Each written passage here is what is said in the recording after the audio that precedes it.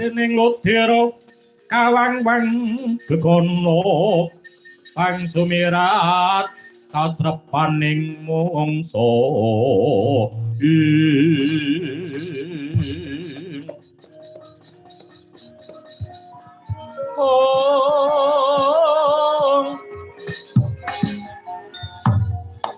nuwun sewu mboten ateges kula menika wau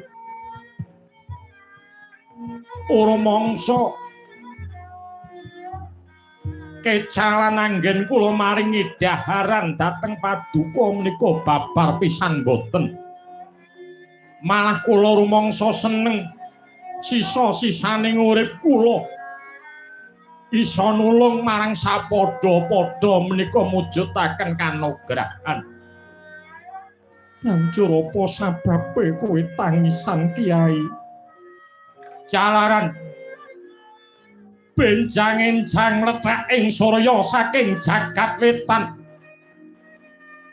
Kula kudu nglakoni dadi pasiksan bakal dimangsa kala kan Ratu Gustiku.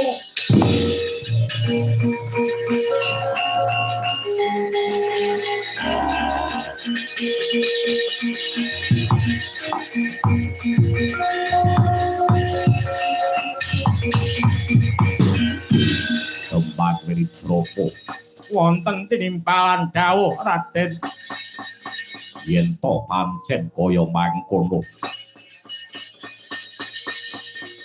aja semelang rasaning atimu esuk-esuk sing dadi panganing Prabu Baka Ranana liya kajaba aku.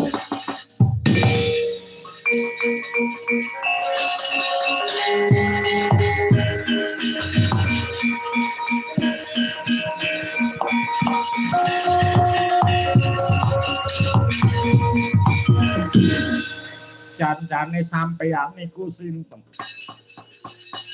Ing atase kula ming maringi sega sakepel kok badhe ditulungi nyawa kula.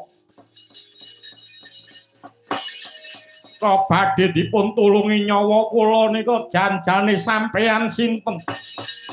Sumurupa aku iki mau putri ing Astina Kunti Talibrata iki anakku Pendhawalan. Wah, Kandewi.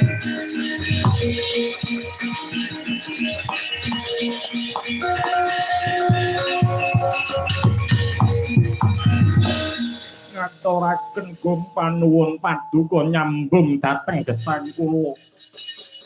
Titi kalenggan bingah alasaning manah kula.